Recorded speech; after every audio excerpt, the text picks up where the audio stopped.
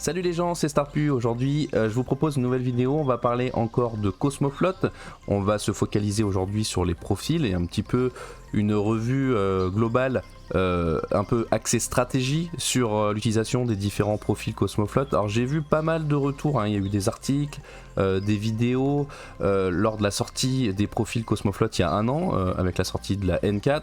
Là on a un peu plus de recul maintenant, ça fait un an qu'on voit régulièrement de la Cosmoflot. Moi ça fait 6 mois que je la joue de façon assez intensive, donc je voulais vous donner un petit retour, surtout que maintenant les sorties sont arrivées et c'est le moment où on se pose la question de est-ce que j'investis dans cette faction, est-ce que le gameplay va me plaire. Donc voilà, je vous propose un petit peu mon point de vue, comme ça vous pourrez vous faire une idée assez précise et vous pourrez aussi y voir plus clair si vous êtes amené à l'affronter sur les tables. Alors en quelques mots, la Cosmoflot c'est quoi? C'est une nouvelle sectorielle ariadnaise.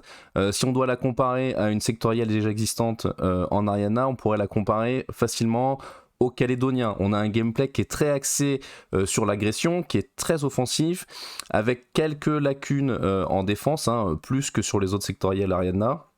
Je vous propose une revue complète des profils en passant par les étapes que je juge normales, hein, d'une création de liste. Donc on va déjà voir toutes les grosses unités qu'on peut utiliser en Fireteam, puis après tout ce qui est soutien, et puis on verra comme ça petit à petit tous les profils de la sectorielle. Le premier profil le plus logique, c'est la pom-pom de base de la Cosmoflot, qui est une nouvelle référence, ce sont les rocottes. Alors c'est une nouvelle référence, oui, mais ça ressemble quand même beaucoup à un volontiers calédonien, à la différence près que celui-là a Ava 5, ce qui est très étonnant pour une pom-pom de sectoriel, de ne pas l'avoir en illimité. Là on est limité à 5.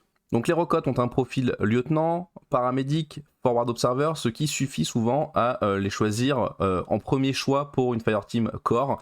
On notera quand même qu'avec leurs stats très basses, que ce soit en esquive, en tir ou en armure, souvent un tir de spécu de grenade suffit à semer le trouble dans la Fireteam. Le deuxième choix qui paraît évident en Fireteam, notamment Core, ce sont les Varangian Guard. Alors les Varangian sont aussi une nouvelle sortie N4. C'est plus ou moins un Galwegian calédonien, sauf que celui-là il est régulier et que surtout on peut le mettre en Fireteam. Donc ça a quand même son intérêt, et avoir une pom-pom entre guillemets qui peut esquiver à 14 et qui a des smoke grenades pour se défendre contre le tir, et ben ça en fait un choix tout à fait crédible de Fireteam Core pour la création de votre liste. En Fireteam Core, on a aussi le choix des Frontovic. Alors le Frontovic est un très bon profil, hein. On l'a vu en TAC où il incorpore une Fireteam avec certains profils comme le AP Sniper Rifle ou encore le Heavy Rocket Launcher, où il devient vraiment redoutable, hein, avec son mimétisme et puis forcément le plus 3 pour toucher et le plus 1 burst. Sauf qu'en Cosmoflot, on n'a pas le droit de faire ça. Le Frontovic ne peut rejoindre qu'une Fireteam de 2 avec un Cosmosoldat, donc il perd beaucoup de son intérêt. Alors le profil MSV1 est toujours intéressant, un P-Sniper en MSV1 plus mimétisme, c'est toujours intéressant, mais en dehors d'une Fireteam, c'est quand même nettement plus gérable par l'adversaire. Et sinon, une Fireteam de corps uniquement constituée de Frontovic, ça coûte beaucoup trop cher à mon avis, hein. Donc pour moi, c'est pas un choix valable pour créer une liste. Ensuite, on va parler des Scott Guard. Alors Scott Guard, même problème, hein. Donc une unité qui vient des Calédoniens, hein, c'est rien de nouveau. Ils ne peuvent malheureusement créer une Fireteam que entre eux, hein. Ils ne peuvent pas rejoindre une Fireteam existante. Et vu qu'ils sont globalement beaucoup plus chers que les Frontovic, c'est en fait un choix encore moins évident. On notera quand même un profil camouflage missile launcher qui en fait une pièce d'aura tout à fait valable, hein. Mais par contre, évidemment, en Fireteam Core, ça me paraît très compliqué.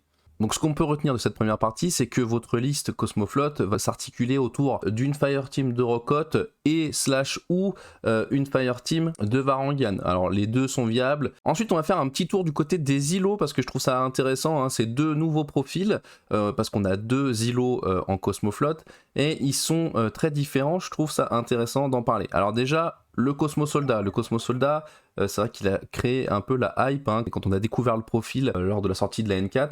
Alors moi en tout cas j'ai été très hypé, donc si on doit le comparer a une référence calédonienne, on pourrait le comparer très facilement à un Mormaer. Le Cosmo Soldat est un peu meilleur avec un physique de 14 et une armure de 6 et surtout il a du BTS. Et comme le Mormaer, le Cosmo Soldat a droit à une panoplie d'équipements de bourrin, hein, comme on sait bien le faire chez Ariana, avec AP Heavy Machine Gun plus un dommage, un portable autocanon MSV1 et un T2 rifle plus un burst. Enfin bon voilà, on a compris l'idée. Par contre, contrairement au Mormaer, le Cosmo Soldat a des gros inconvénients, hein, et je pèse mes mots, hein, c'est-à-dire qu'il a un physique de 14, ce qui est très bien sur une îlot, mais il ne peut esquiver qu'à 11, ce qui est vraiment très dommageable pour ce profil-là. Il est hackable, contrairement au Mormaer, hein.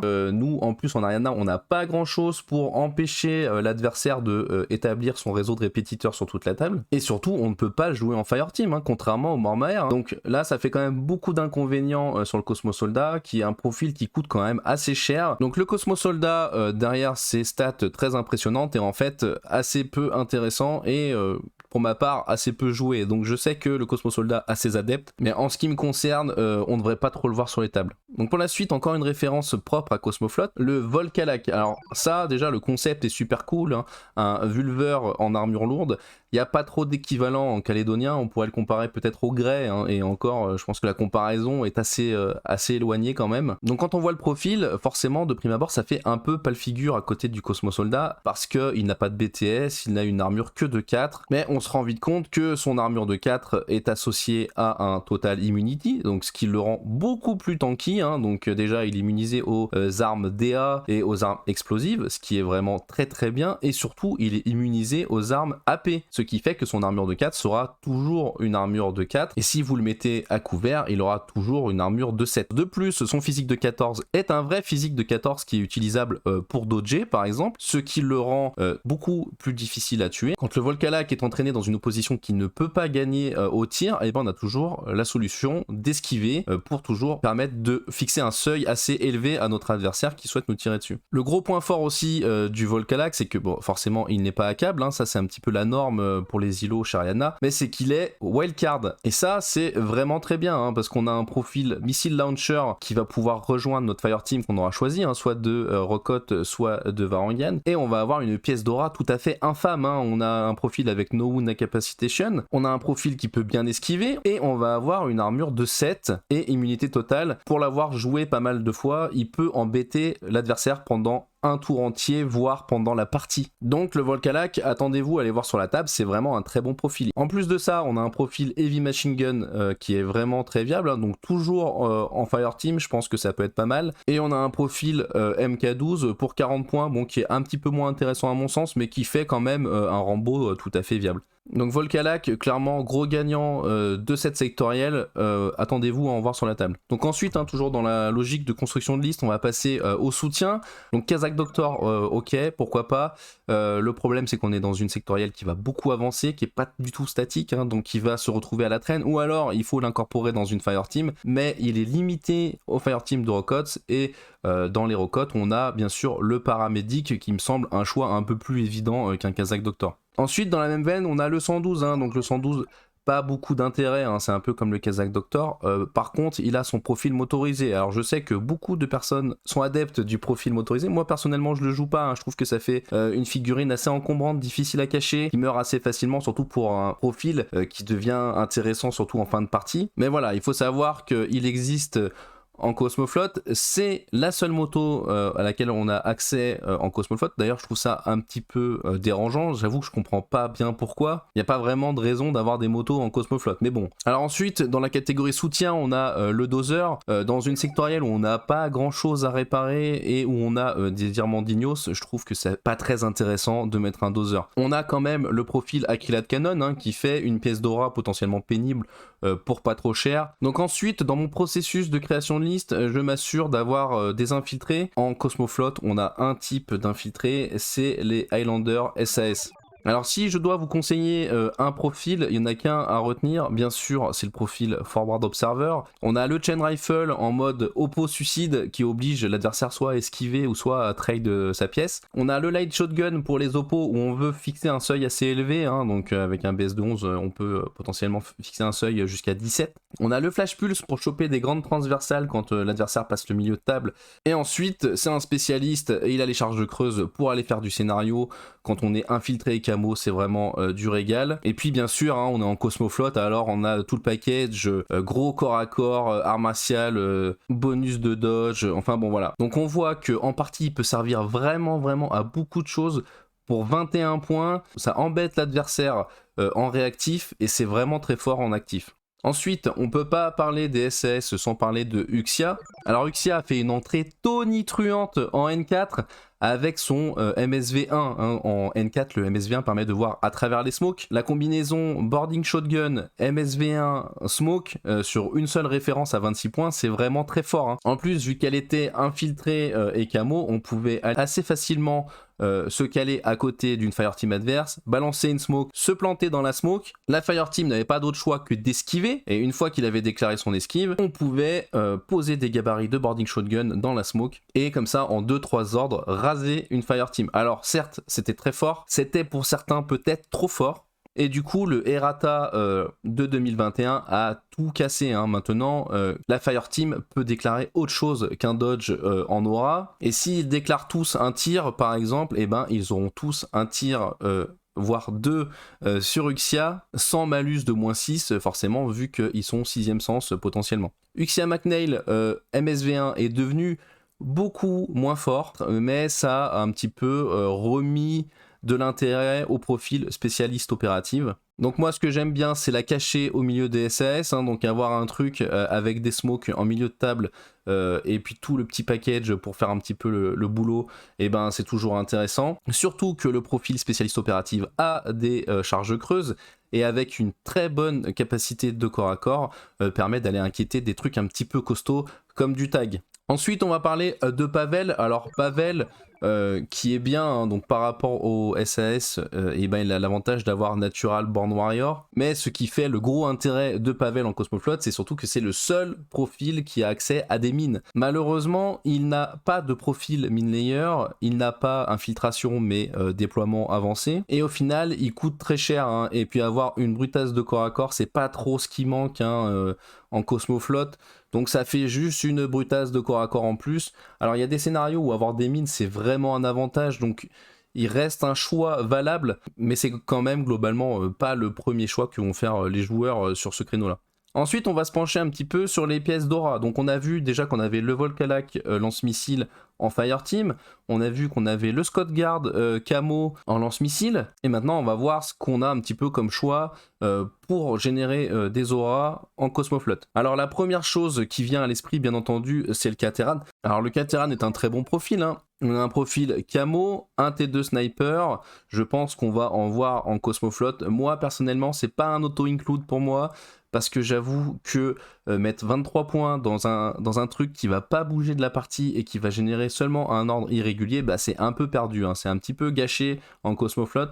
En plus, ce qu'il y a à savoir, c'est qu'en Cosmoflot, le Kateran est AVA 1, donc pour ceux qui sont habitués à avoir une flopée de Kateran sur la table, sachez que là, ça va pas être le cas parce qu'il est AVA 1. Ensuite, on a le Zenith 7. Alors, je vous avoue que le Zenith 7, c'est un profil qui m'a laissé un petit peu dubitatif. Je ne savais pas trop quoi en penser, mais avec le temps, j'ai appris à l'apprécier. Pourquoi ? Parce que le lieutenant en Cosmoflot a une espérance de vie assez réduite, ce qui rend le profil Chain of Command vraiment intéressant. Hein. Ça fait en plus une figurine avec le AP Marksman Rifle qui pourra utiliser son ordre de lieutenant en fin de partie à bon escient, avec une arme quand même qui a du répondant et qui permet de faire des choses quand même intéressantes. Et ensuite, je ne peux pas parler de défense en Ariana sans parler de notre fameux drone réaction totale qui est le Tractor Mule. Donc je vais pas refaire l'histoire du Tractor Mule, on connaît, hein. Par contre, le truc qui est vraiment problématique avec le Tractor Mule, c'est sa portée qui est une portée de fusil. C'est un drone réaction totale qui déjà a un de BS de moins que les drones réaction totale habituels, et en plus c'est quasiment impossible de générer une aura en réaction totale dans sa bonne portée.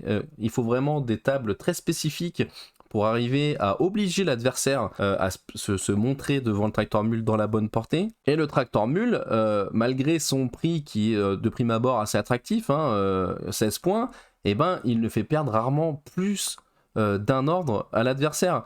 Donc en plus, le tracteur mule, ce qui se passe, c'est qu'il coûte que 16 points, certes, mais il faut rajouter forcément les 13 points du dozer avec, donc ça fait une pièce d'aura à 30 points quasiment. Donc pour amortir le prix du dozer, on a tendance à vouloir prendre 2 tracteurs mules, et ce qui fait qu'au final, ça représente un gros paquet de points qui ne font pas perdre tant d'ordre que ça à l'adversaire, et ils sont assez facilement évitables par l'adversaire. Ensuite, difficile de parler de Cosmoflot sans parler du War Driver. Alors le War Driver, c'est un profil qui est disponible en Ariana généraliste, donc c'est un petit peu notre hacker dédié en Ariana. Il n'est vraiment pas ouf, hein. Il a un BTS de 3, il a une volonté de 13, un hacking device de base, mais il coûte que 14 points, et surtout, il a 6ème sens. Alors ça en fait une pièce d'aura vraiment très bien. Il faut savoir qu'en Ariana, on n'a aucun moyen de poser des repeaters, aucun moyen de déployer des hackers, etc.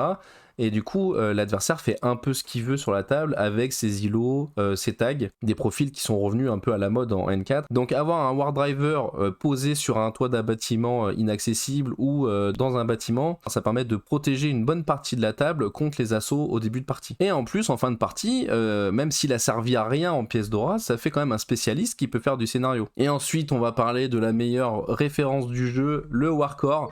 Alors, ça paraît un peu débile de parler du Warcore dans une revue de Cosmoflot, mais malheureusement, contrairement aux autres factions, nous on n'a pas beaucoup d'alternatives au Warcore. Hein. Donc il faut savoir que le Flash Plus du Warcore m'a sauvé les miches plus d'une partie. Hein. Donc c'est un choix à ne pas négliger en Cosmoflot, parce que comme vous avez pu le voir, on n'a pas des masses de solutions en aura longue distance. Donc voilà, je pense qu'on a fait un petit peu le tour de tout ce qu'on pouvait avoir au niveau défense en Cosmoflot. Maintenant, on va passer à ce qui tâche vraiment chez Cosmoflot, c'est l'attaque. Alors on va commencer tout de suite avec la Warband, qui est pour moi la meilleure warband du jeu, hein. L'Irmandignos, un physique de 14 qui lui permet de déminer en ayant une bonne chance de survie, un corps à corps tout à fait correct qui peut dissuader l'adversaire de venir les engager au corps à corps, un profil spécialiste qui permet de faire du scénario, des charges creuses qui permettent de faire du scénario, et bien sûr les grenades smoke et le chain rifle qui sont l'apanage du warband. Tout ça pour 8 points avec la possibilité de dropper un item intéressant avec la règle booty. En plus, en Cosmoflot, il est AVA 4, donc allez-y, spammez, faites-vous plaisir. Ensuite, dans la lignée des Warbands, on a le Polaris Beerpod, hein, donc ça ressemble beaucoup à un Cameronian calédonien, sauf qu'il coûte quand même 11 points de plus, mais il a accès au Heavy Shotgun et au Trench Hammer. Hein. Il a plus 1 en armure par rapport au Cameronian, et là où ça devient vraiment intéressant, c'est qu'on a un profil Polaris Team, qui a un profil assez ressemblant, sauf que celui-là, il est régulier, hein, et avec son armure 2-5, on peut le mettre à couvert et devenir vraiment pénible. Avec ses 2 points de vie et son immunité totale, ça peut vraiment poser problème à notre adversaire. Donc ça, c'est pour les Warbands. On a vu aussi qu'il y avait le Varangan, mais le Varangan, je pense que son utilisation est plus orientée quand même Fireteam que Warband, donc on va pas revenir dessus ici. Ensuite, on va parler de la grosse différence qu'il y a entre Cosmoflot et Calédonien, c'est la présence des parachutistes. Je sais pas si c'est les meilleurs parachutistes qu'il y a en Ariana, mais c'est quand même des très bons profils. Hein. Alors on a bien sûr le mimétisme -3 qui est vraiment très agréable. Donc on a un profil vraiment orienté scénario avec le boarding shotgun, forward observer, la charge creuse. Donc on a 2 versions, une version à 24 points et une version à 26. La version à 26 offre plus d'un dommage sur les tirs. Franchement, pour 2 points de plus, si vous les avez, n'hésitez pas. Donc je pense que ça va être un petit peu le choix évident en parachutiste. Et le deuxième choix, c'est le AP Spitfire. C'est un profil à ne pas négliger. On peut tout à fait imaginer rambotiser avec lui et le déployer au premier tour par exemple. Et tant qu'à mettre des parachutistes en Cosmoflot, et ben autant mettre les meilleurs, les fameux Margot et Duroc. Il n'y a pas grand chose à dire là-dessus, hein, à part que jouer Margot et Duroc oblige de jouer une liste qui est un peu taillée pour, hein. Ça représente quand même pas mal de points dans la liste, ça fait quand même 66 points. C'est difficile de commencer la partie avec 66 points en moins sur la table, ça fait un tiers de la liste hein, quand même. Moi je trouve que c'est quand même assez difficile de placer assez tôt sur la table contre des joueurs expérimentés qui ont appris à gérer les parachutistes. Donc voilà, je vous laisse méditer là-dessus. Pour moi, c'est pas les choix les plus évidents hein, en Cosmoflot, même si c'est toujours très jouissif de se dire qu'on peut jouer les figurines les plus classes du jeu en Cosmoflot. Moi personnellement, c'est pas quelque chose que je joue très souvent. Et donc là, vu qu'on monte crescendo un petit peu dans la création de liste, on va finir par les bad guys, les mecs un peu badass de la sectorielle. On va commencer par Wallace. Donc William Wallace a un profil qui est vraiment charismatique, il amène pas mal de bonus en tant que lieutenant avec Inspiring Leadership. Donc c'est sûr qu'il présente un gros intérêt en calédonien avec beaucoup de profils irréguliers. On a toute la ribambelle de Cateran qui devient très intéressant en régulier. On a les Galwegian qui peuvent devenir réguliers, hein, donc une référence à 5 points, ça fait vraiment plaisir. Mais malheureusement, en Cosmoflot, eh ben, c'est beaucoup moins intéressant. Hein. William Wallace, il a pas un très gros potentiel de survie quand même. Dans toutes les parties où j'ai joué William Wallace, il n'a jamais fini la partie. Hein, même sans le jouer hyper agressif, l'adversaire est souvent prêt à mettre énormément de ressources pour venir le tuer. Donc voilà, pour ceux qui ont été terrorisés par William Wallace en calédonien, sachez qu'il est dispo en Cosmoflot, même si je pense qu'il sera moins auto-include qu'en calédonien. Et ensuite, on va passer à Kadin. Alors, pour ceux qui aimaient les Vulvers en calédonien, maintenant on a Kadin en Cosmoflot, donc c'est plus ou moins un Vulver hein, sous tous les aspects. Donc c'est un profil qui cumule une grosse compétence de corps à corps, Martial Art level 2 et Natural Born Warrior qui en fait quelque chose de complètement imbuvable au corps à corps. Mais quand même, on se retrouve sur une figurine qui a 4-4 de speed et pas vraiment de moyen d'aller plus vite. Alors, heureusement, il est jouable en wildcard et peut-être joué avec un ou plusieurs Varangian pour avancer grâce au smoke. Mais pour moi, ça fait quand même beaucoup de points pour quelque chose qui ne va pas jouer les scénarios et qui va être rentabilisé uniquement au corps à corps. Hein. Pour moi, Infinity, c'est clairement un jeu de tir. Le corps à corps est rarement rentable. Surtout qu'on a eu droit en Cosmoflot à une nouvelle référence qui est Wolfgang Amadeus Wolf. Il a un peu tous les avantages de Kadin, sauf bien sûr le Natural Born Warrior, hein, sinon ce serait trop fort. Mais par contre, il a une très bonne arme de tir, hein. Il a le multi-rifle, donc voilà, le multi-rifle qui semble pas non plus exceptionnel pour la plupart des gens qui ont accès au combi-rifle dans leur sectoriel, par exemple, mais c'est vrai que pour nous, en Ariana, le multi-rifle est une très bonne arme, surtout avec plus 1 en burst, donc ça reste une BS de 12, mais avec un multi-rifle, c'est plutôt moins compliqué de se mettre dans la bonne portée, et en plus, avec cette très bonne capacité de corps à corps, il peut faire régner la terreur un petit peu en milieu de table, et c'est un très bon Rambo, et c'est une figurine qui moi-même je joue beaucoup. Donc pour l'instant, il est disponible que en figurine exclue avec le gros bundle que j'ai présenté sur une autre vidéo, Crimson Stone, mais il y a fort à parier qu'on ait bientôt une version disponible pour tout le monde, et je pense qu'il sera beaucoup joué. Et enfin, je vais finir par le soldat inconnu. Alors, le soldat inconnu, on le présente plus, hein. C'est une référence qui est très jouée, on le voit beaucoup en Ariana Vanilla. 6-2 de move, une capacité de corps à corps de 23, arme martiale level 2, Natural Born Warrior, un physique de 13, une armure de 4, la possibilité d'être joué en Fireteam, un multispectral viseur 1, et mimétisme, la possibilité de faire des scénarios avec le spécialiste opérative, un tactical awareness, bon bah voilà, on va pas s'étendre là-dessus, tout le monde le connaît, c'est ce qu'il y a de plus fort. Alors je vois deux gros problèmes à la présence du soldat inconnu en Cosmoflot, c'est que déjà, eh ben, qu'est-ce qu'il fout là? Il n'y a pas vraiment de raison fluffique de le voir sur une station orbitale, bon ça c'est un petit souci, mais surtout ce que je vois comme problème, c'est que déjà que l'US Ariana est un petit peu la sectorielle la moins aimée d'Ariana, et ben là, si on enlève le soldat inconnu et qu'on le rend jouable dans une autre sectorielle qui potentiellement va avoir un peu plus de succès, et ben on va perdre encore de l'intérêt à jouer US Ariana. Donc c'est un peu triste pour les joueurs qui jouent américains en Ariana. Et le deuxième problème, c'est que vu qu'il a un petit peu, qui comble un petit peu tous les défauts qu'on a sur les autres références, hein, l'absence de viseur, l'absence d'armes de tir correctes, l'absence d'une BS correcte, la possibilité de jouer en Fireteam, et ben vu qu'il comble tous ces défauts, et ben le Unknown Ranger devient un petit peu la pièce maîtresse de votre liste. Donc bien sûr qu'il faut jouer le soldat inconnu. À chaque fois que j'ai joué Cosmoflot sans soldat inconnu, tout était compliqué, tout coûtait un maximum d'ordre, se mettre dans les bonnes portées, etc.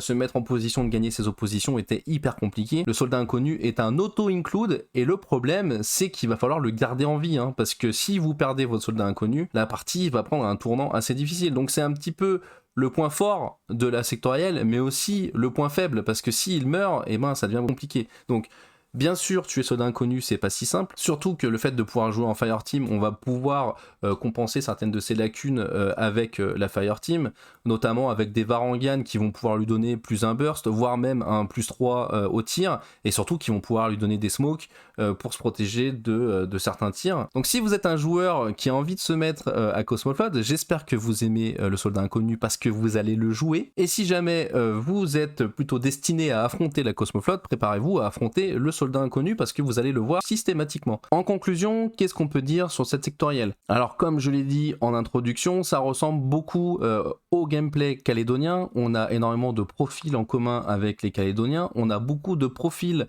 qui s'inspirent des profils calédoniens, mais on a l'impression qu'ils ont essayé de forcer le trait par rapport aux Calédoniens, avec encore plus de potentiel offensif, avec l'ajout de parachutistes, et pas des moindres, on a le paracommando et Mirage 5, et en limitant encore plus l'accès au potentiel défensif, avec la limitation par exemple des Caterans. Donc ça s'illustre très bien par le fait que toutes les figurines ont une bonne capacité au corps à corps, même le Volcalac qui n'est pas le plus orienté corps à corps de la faction se retrouve avec une capacité de combat de 22 et la compétence Natural Born Warrior, qui en fait quelque chose de redoutable même pour le plus gros monstre de corps à corps du jeu. Alors ça peut sembler un avantage quand on joue une sectorielle très orientée offensive, mais ça a aussi un coût, c'est-à-dire que à Infinity, les profils très forts en corps à corps coûtent en moyenne plus cher, et ceci est encore plus flagrant sur les autres profils qui sont pourtant pas très orientés corps à corps. On a les Rocottes qui coûtent 8 points en Cosmoflot alors qu'un Volontiers ça coûte 6 points en Calédonien à compétence égale. On a le Varangian qui coûte 9 points contre un Galwegan à 5 points en calédonien, et ça se retranscrit un petit peu dans toute la sectorielle. Moi c'est très fréquent que quand je pose mes figurines sur la table, on me dise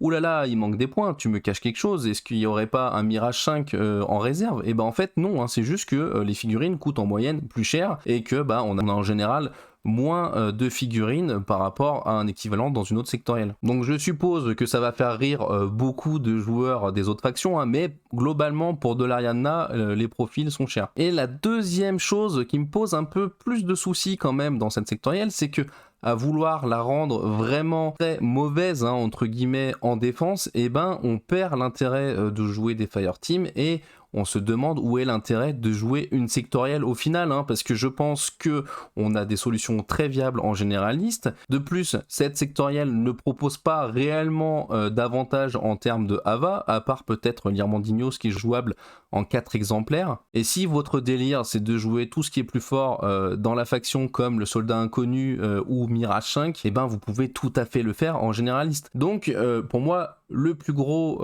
défaut de cette sectorielle, c'est Ariana généraliste. Alors bien sûr, Ariana généraliste, c'est quelque chose qui a fait ses preuves, et du coup, moi ce que j'attendais de Cosmoflot, c'est de venir concurrencer un petit peu le Ariana généraliste, et de nous proposer quelque chose de vraiment viable. Donc ça, pour moi, c'est les 2 points qui m'embêtent le plus dans cette sectorielle, mais quand même, c'est une sectorielle que je joue depuis un moment, et j'aime beaucoup ça.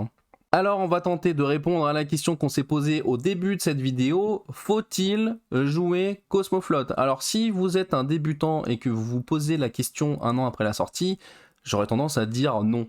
La Cosmoflot est une sectorielle orientée corps à corps dans un jeu qui se veut vraiment orienté tir. La Cosmoflot n'a pas grand chose pour gagner ses oppositions au tir. Si les références qui sont en Cosmoflot vous plaisent, jouez généraliste, c'est beaucoup plus fort et il y a énormément de solutions. Mais si vous êtes un joueur un peu plus expérimenté, voilà, je vous ai présenté un peu le truc. Je pense que y a moyen de prendre son pied si on connaît un peu le jeu et qu'on est capable de se débrouiller avec les outils qu'on nous donne. Donc moi, ça fait quelques mois maintenant que je joue Cosmoflot. J'ai prévu d'acheter toutes les sorties Cosmoflot et je pense jouer Cosmoflot en tournoi pour les prochains mois, voire années qui arrivent. Ceci dit, que vous décidiez de vous mettre sur cette sectorielle ou pas, j'espère vous avoir amené les outils nécessaires pour vous faire votre propre opinion. Je ne doute pas une seule seconde qu'il y a plein de gens qui vont pas du tout être d'accord avec moi sur mon analyse. Je pense que cette sectorielle est un petit peu particulière quand même à prendre en main, donc je ne doute pas qu'il y a plein de gens qui sont partis sur des directions différentes à la mienne. Je vous invite à mettre votre point de vue en commentaire. Je vous propose aussi de venir me rejoindre